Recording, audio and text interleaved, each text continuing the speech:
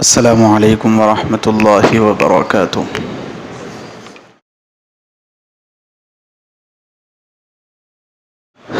ان الحمد للہ والصلاة والسلام علی رسول اللہ، اما بعد۔ قابل احترام بزرگوں اور عزیز دوستوں، اسلام کی جو بنیادی تعلیمات ہے ان میں ایک نہایت ہی اہم ترین اور نہایت ہی بنیادی تعلیم وہ اسلام کا تصور آخرت ہے، اور یہی وہ تصور ہے جو مسلم کمیونٹی کو بیلنسڈ رکھنے میں کار فرما ہوتا ہے۔ اس وقت بہت زیادہ شور مچایا جا رہا ہے، اٹھایا جا رہا ہے وقف ترمیمی بل کے سلسلے میں، کہ ہمارے برادران وطن کو سب سے زیادہ تعجب اس بات پر ہے کہ اتنی ساری جائیدادیں اور اتنی ساری زمینیں جو مسلمانوں کے پاس اوقاف کی حیثیت رکھتی ہے، یہ کیسے پاسبل ہے؟ حالانکہ ان کے پاس نہ حکومت ہے، نہ سلطنت ہے، نہ کچھ نہ کیا۔ جو زمینیں آرمی کے پاس ہے، جو زمینیں ریلوے کے پاس ہے، آپ کو معلوم ہے کہ ہماری جو معیشت ہے وہ معیشت کا ایک بہت بڑا حصہ ریلوے اور آرمی کے لیے استعمال ہوتا ہے۔ تو ان کے پاس جو جائیدادیں ہیں، اس کے بعد تیسرا نمبر مسلمانوں کے اوقاف کا اس ملک کے اندر۔ اور تعجب اس بات پر بھی ہے کہ پوری دنیا میں ہمارا ملک اوقاف کے معاملے میں تیسرے چوتھے نمبر پر ہے۔ اتنے زیادہ اوقاف یہاں پر مسلمانوں کے، آخر کیا وجہ ہے؟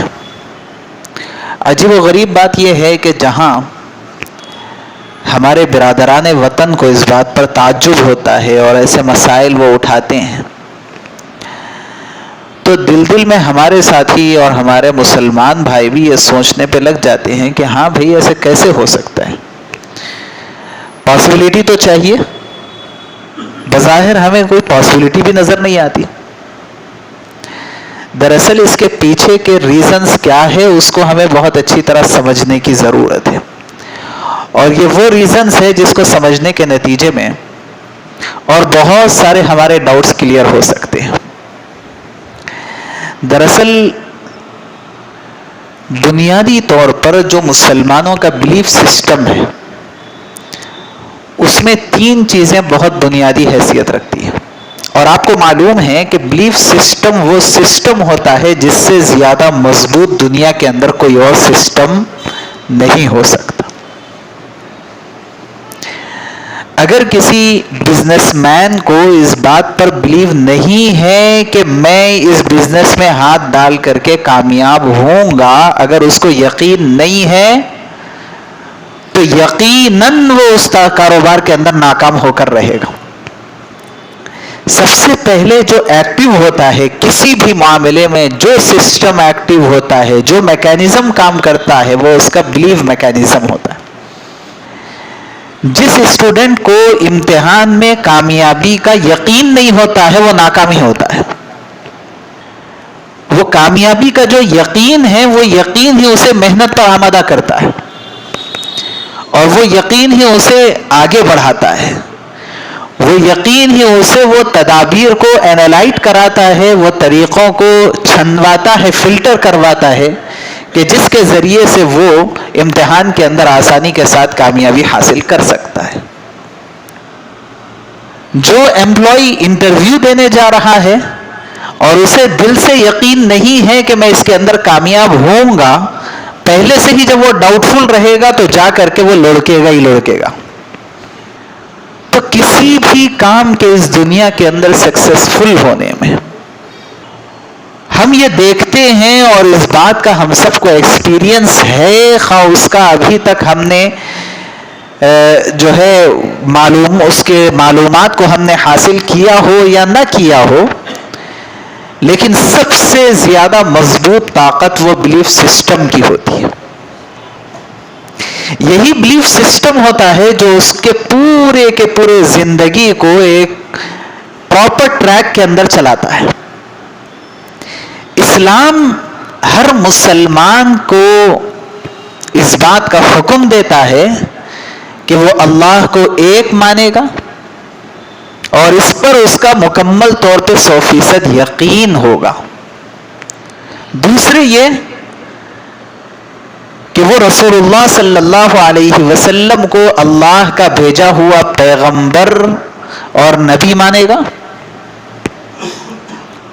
اور تیسرے یہ ہے کہ اس بات پر اس کا یقین ہوگا کہ مرنے کے بعد دوبارہ اٹھائے جانا ہے اور آخرت کی ایک زندگی ہے. یہ تین بنیادی طور پر اسلامی عقائد کہلاتے ہیں، اور ان تین عقائد میں ذری سی بھی جھول ہوتی ہے تو مسلمان اپنی اسلامی زندگی کے اندر کامیاب نہیں ہو سکتا ہے، اور جب اسلامی زندگی کے اندر ناکام ہوتا ہے تو یقیناً دنیاوی زندگی کے اندر بھی ناکام ہوتا ہے.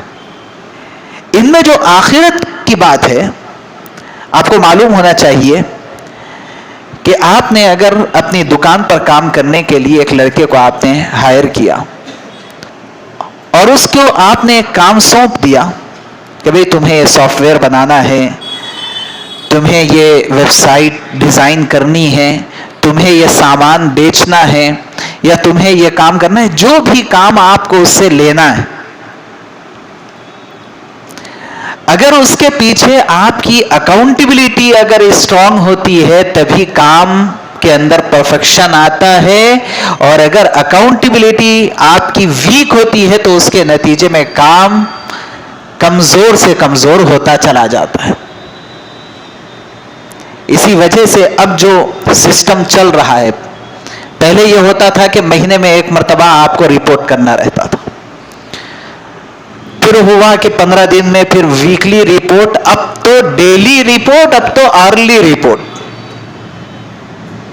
کہ گھنٹے میں کیا کام ہوا وہ تک پورا ریڈ کیا جاتا ہے، وہ تک پورا ریکارڈ کیا جاتا ہے کہ آپ کے سسٹم پہ آپ کیا کام کر رہے ہیں.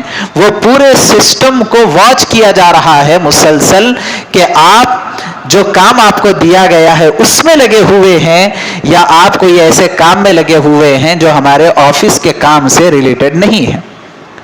اور جب یہ سب کچھ ہو رہا ہے اس کے نتیجے میں جو ریزلٹس ہیں وہ ریزلٹس بھی انتہائی کامیاب ریزلٹس آ رہے ہیں. دیکھتے ہی دیکھتے دنیا ہزاروں لاکھوں کی تعداد میں ایجادات کے اندر آگے بڑھتی چلی جا رہی ہے. سائنس اور ٹیکنالوجی ہر دن بہت زیادہ ڈیولپ ہوتی جا رہی ہے. اور یہ ساری چیزیں وجہ کیا ہے؟ آپ اس کے پیچھے ریزن کیا سمجھیں گے سوائے اس کے اور کیا ہے کہ اکاؤنٹیبلٹی اسٹرانگ. اور جب اکاؤنٹیبلٹی ہے تو اسی کے نتیجے میں کوئی کام کر سکتا ہے. ایون اگر میں بھی ہوں اور میرا باس، میں جہاں پر اپنی خدمت، اپنے سروسز پرووائڈ کر رہا ہوں، اگر وہاں پر مجھے کوئی پوچھنے والا نہیں رہے گا تو شیطان میرا نفس مجھے مختلف کاموں کے اندر لگا کر کے میرا جو اہم کام ہے وہ اہم کام سے مجھے ہٹا دے گا. وہ دین کا کام ہی ہونا کوئی ضروری نہیں ہے بلکہ وہ میرا اپنا ذاتی کام ہوگا، تب بھی میں اپنے کام سے ہٹ جاؤں گا. کیوں؟ اس لیے کہ ریسپانسبلٹی، اکاؤنٹیبلٹی کی فیلنگ نہیں. یہ اتنی اہم ترین چیز ہے کہ پوری دنیا کے اندر ہر آدمی اس بات کو ماننے پر مجبور ہے. اسی کو تصور آخرت کہا جاتا ہے. اسلام ہمیں یہ حکم دیتا ہے اور یہ تعلیم دیتا ہے کہ دیکھو تمہاری جتنے ایکٹیویٹیز ہے یہ ساری کی ساری ایکٹیویٹیز تمہاری ریکارڈ کی جا رہی ہے. تم پل جھپک نہیں سکتے ہو، تم زبان کو حرکت نہیں دے سکتے ہو، تم کوئی حرکت نہیں کر سکتے ہو جس کو ریکارڈ نہ کیا جا رہا ہو. اور اس کے لیے باضابطہ پورا سسٹم کام کر رہا ہے. وہ فزیکل ہے کہ میٹا فزیکل ہے، اس سے ہمیں بحث نہیں ہے، کیونکہ آج کل میٹا فزیکل کو تو ماننے کو لیے ہم لوگ تیار نہیں ہیں۔ ارے بھائی سائنس تو بس سائنسزم جو آ گیا ہے وہ تو ایسا عجیب بھوت ہمارے پڑھے لکھے لوگوں کے اوپر، نوجوان ساتھیوں کے اوپر سوار ہوا ہے کہ خدا کو کس نے دیکھا ہے اور رسول کو کس نے سنا ہے اور آخرت آنے والی ہے، مرنے کے بعد اٹھائے جانا ہے، یہ کس نے دیکھا ہے اور کس نے خبر دی ہے۔ بھائی یہ ساری چیزیں ہمیں نظر نہیں آتی ہے، ہم تو سائنس پڑھے ہوئے ہیں، سائنس کے پروجیکٹ کر رہے ہیں، سائنس کے اوپر ہم اتنا ورک کر رہے ہیں، جو دکھتا ہے وہ دکھتا ہے، جو نہیں دکھتا ہے وہ کچھ نہیں۔ اور جتنے یہ سمجھنے والے ہیں وہ سب کے سب بے وقوف اور بے عقل ہے، وجہ یہ ہے کہ ان کی عقل خود دکھتی نہیں ہے، تو جب عقل نہیں دکھتی تو بے عقل۔ بات یہ ہے کہ فرشتے ان تمام چیزوں کو ریکارڈ کر رہے ہیں، اور جس انسان کے پاس یہ تصور اور اس کے آخرت کا یہ بلیف سسٹم جتنا اسٹرانگ ہوتا ہے، اوہو اس کی زندگی اتنی پیاری اور اتنی بہترین زندگی ہوتی ہے کہ اس کو ہمیشہ اس بات کا خطرہ لگا رہتا ہے کہ پتہ نہیں میرا یہ کام اللہ کو پسند آئے گا کہ ناپسند ہوگا، پتہ نہیں یہ کام مجھے جنت سے ایک قدم قریب کرے گا یا مجھے جہنم سے ایک قدم قریب کر دے گا، پتہ نہیں کس کام کی وجہ سے میں پھنس جاؤں گا اور آخرت کے اندر میری نیا پھنس جائے گی۔ ہر وقت اس کو یہ فکر لگی ہوئی رہتی اور ہمیشہ اس کو اس بات کا احساس رہتا ہے۔ اسی وجہ سے حضرت مولانا شفیع صاحب، مفتی شفیع صاحب رحمہ اللہ بہت بڑے مفسر قرآن گزرے ہیں، مفتی اعظم رہے ہیں اور بڑا علمی مقام بہت اونچا تھا۔ حضرت مفتی تقی عثمانی صاحب دامت برکاتہم کے والد محترم، انہوں نے تفسیر میں کہیں پر کسی آیت کے ذیل میں یہ لکھا ہے کہ اگر جب تک کسی بھی قانون کے پیچھے آخرت اور اللہ کا تصور نہیں رہتا ہے، اس وقت تک وہ قانون کامیاب نہیں ہو سکتا ہے، بلکہ ہمیں یہ سمجھنا پڑے گا کہ قانون بنا دیا جائے اور اس کے پیچھے آخرت کا تصور نہ رہے تو خود قانون ساز قانون شکن ہوتے۔ اردو کا بھی مسئلہ ہوتا ہے ہم لوگوں کو بہت زیادہ۔ قانون ساز کہتے ہیں قانون بنانے والوں، قانون شکن کہتے ہیں قانون توڑنے والے۔ جب آخرت کا تصور نہیں رہتا تو جو قانون بنانے والے ہیں وہی قانون توڑنے والے بنیں گے۔ اگر یہ پتا ہے کہ مجھے سگنل پر رکنا، مجھے ہیلمٹ پہننا، جہاں میری شہری ہونے کی وجہ سے قانونی ذمہ داری بنتی ہے، وہیں چونکہ اللہ تبارک و تعالی نے قوانین کو ماننے کا حکم دیا ہے اور اولو الامر کی اطاعت کا حکم اللہ نے دیا ہے، اس لیے میری دینی ذمہ داری بھی بنتی ہے۔ اب یہ قانون بنانے والوں نے تو صرف قانون بنایا ہے، لیکن ایک مسلمان اس قانون کو بھی ایک اسلامی چشمہ لگا کر کے جب وہ دیکھتا ہے تو اس کو اس قانون کے اندر بھی دین کا حکم اور اللہ تبارک و تعالیٰ کے سامنے جواب دہی اسے نظر آتی۔ تو اب وہ پولیس کے ڈر سے ہیلمٹ نہیں لگائے گا،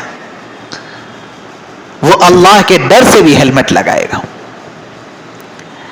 اگر قانون یہ کہتا ہے کہ آپ کوئی جعلی سرٹیفکیٹ شو نہیں کر سکتے ہیں اور یہ بہت بڑا کرائم ہے، اگر قانون یہ کہتا ہے تو عام آدمی جو اسلام کو نہیں مانتا اور اللہ اور رسول کو نہیں مانتا، وہ ممکن ہے قانون کے ڈر سے اس سے بچ جائے اور جہاں کوئی پتلی گلی سے راستہ مل سکتا ہے تو وہ راستہ بنا کر کے آگے بڑھ جائے گا۔ لیکن ایک مسلمان ہوتا ہے، اللہ جزائے خیر دے آپ جیسے بہت سارے نوجوانوں کو جو یہ سارے مسائل ہم سے پوچھتے ہیں اور پوچھ کر کے بہت سارے لوگ اب تک جعلی سرٹیفکیٹس بنانے سے اب تک بچے ہوئے، اور میں ان نوجوانوں کو جانتا ہوں جنہوں نے اپنے جعلی سرٹیفکیٹس نہ پیش کرنے کی وجہ سے آج تک وہ ان کے بڑے پروموشنز نہیں ہوئے ہیں، لیکن اس کے باوجود وہ اپنی جگہ بہت مطمئن ہیں اور یہ کہتے ہیں کہ ہماری یہ سیلری کے اندر جو برکت ہے، اگر ہمیں 5 لاکھ مل جاتے تو وہ برکت ہمیں نہیں محسوس ہوتی تھی۔ بات کیا ہے؟ قانون اجازت دے رہا ہے، وہ قانون اجازت نہیں دے رہا ہے، لیکن کوئی راستہ نکل رہا ہے قانون توڑنے کا۔ بلکہ بہت سی مرتبہ کون سے قانون کو کیسے توڑا جائے اس کا مشورہ ہوتا ہے قانون داں کے پاس جا کر کے، ایڈوکیٹس کے پاس جا کر۔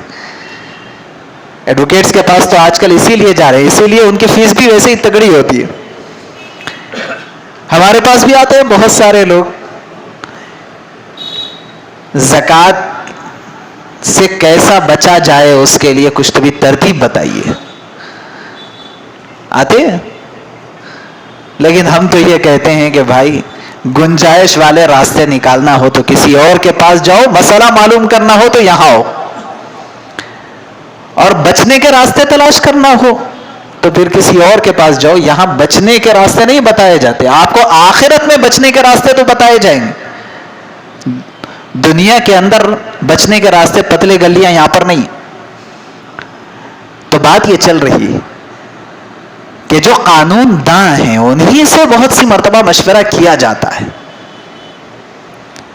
کہ بھئی اس مسئلے میں ہم قانون سے بچ کر کے کیسے نکل جائیں۔ ہاں ٹھیک ہے، یہ بچ کے نکل جانا، قانون توڑ کے کیسا نکل جائیں یہ مشورہ دینا کسی ایڈوکیٹس کے لیے بھی جائز نہیں ہے، الا یہ کہ وہ قانون ظالمانہ نہ ہو۔ اگر ظالمانہ قانون ہے تو پھر ان کے لیے مشورہ دینا بھی جائز ہے، ان کے لیے اس مشورے پر عمل کرنا بھی جائز ہے۔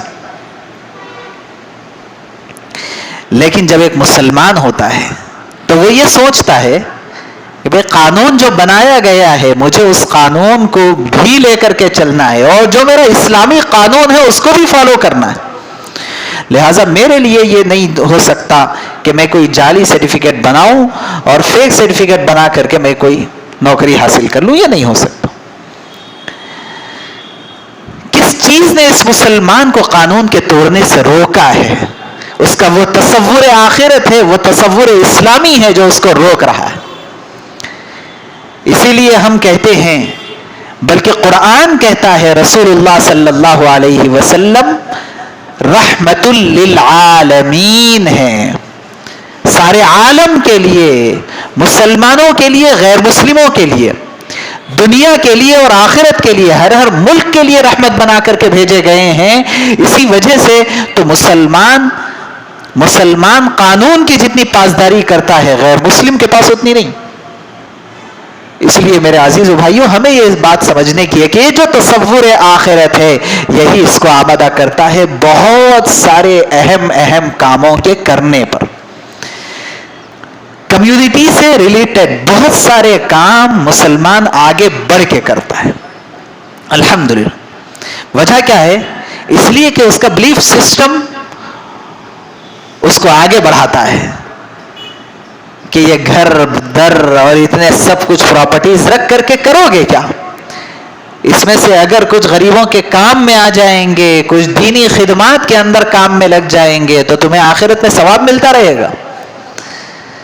یہ وہ تصور آخرت ہے جس تصور آخرت نے مسلمانوں کو اس بات پر، ایمان والوں کو اس بات پر آمادہ کیا ہے کہ انہوں نے صرف مالداری کے زمانے میں نہیں بلکہ ہمارے اور آپ کے علم میں بھی ہو سکتے ہیں ایسے بہت سارے لوگ جو اپنی غربت کے باوجود بھی اپنی بہت ساری پراپرٹیز کو انہوں نے یا تو اسلامک پرپس کے لیے وقف کیا ہے، یا جو اسلامک انسٹیٹیوٹس ہے یا جو اسلامک اور جو ہے ریلیجیس ایکٹیویٹیز ہے اس کے سپورٹ کے لیے انہوں نے وقف کیا۔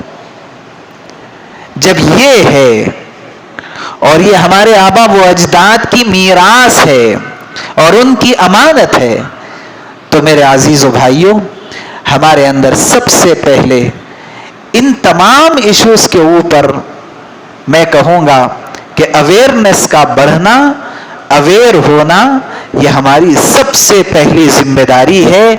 حالات بڑے عجیب و غریب چل رہے ہیں کہ ہمارے دشمن ہمارے معاملات میں اتنا اویئر ہیں کہ ان کے پاس یہ پورے کیلکولیشنز ہے کہ ہمارے پاس کیا ہے کیا نہیں ہے اور قانون کے ذریعے سے ہمیں کیسے ڈیمیج کیا جا سکتا. اور ہمارے پڑھے لکھے بھی بہت سارے لوگوں کے پاس سوائے اپنے نوکری اور اپنے بزنس کے اور اپنے 1 عدد بیوی اور 2 عدد بچوں کے, کوئی اپنی سوسائٹی اور اپنی کمیونٹی کے بارے میں سوچنے, غور و فکر کرنے اور کسی معاملے میں ایکٹیولی انوالو ہونے کا کوئی موقع بھی نہیں ہے.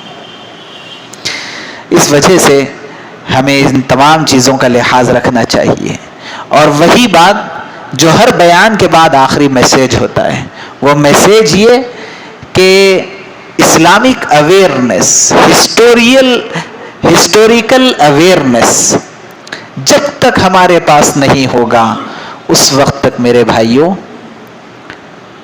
صرف آخرت کے اندر ہم کو پریشانی ہوگی ایسی بات نہیں ہے, دنیا میں بھی ہماری مخالف طاقتیں ہمیں نقصان پہنچانے اور پورے نیشن کو ڈیمیج کرنے کے لیے کام کرتی رہے گی. تو اویئرنیس سب سے فرسٹ اسٹیپ ہے, ایکٹیو ہونا سیکنڈ اسٹیپ ہے. بس یہ 2 ہی اسٹیپ ہے. اس کے بعد کوئی قوم مسلمانوں کا کوئی بال بیکا نہیں کر سکتا. اللہ سے دعا ہے اللہ تبارک و تعالی ہم سب کو دین کی اور اسلام کی اہمیت اور احکام اسلام کی اہمیت سمجھنے کی توفیق عطا فرمائے.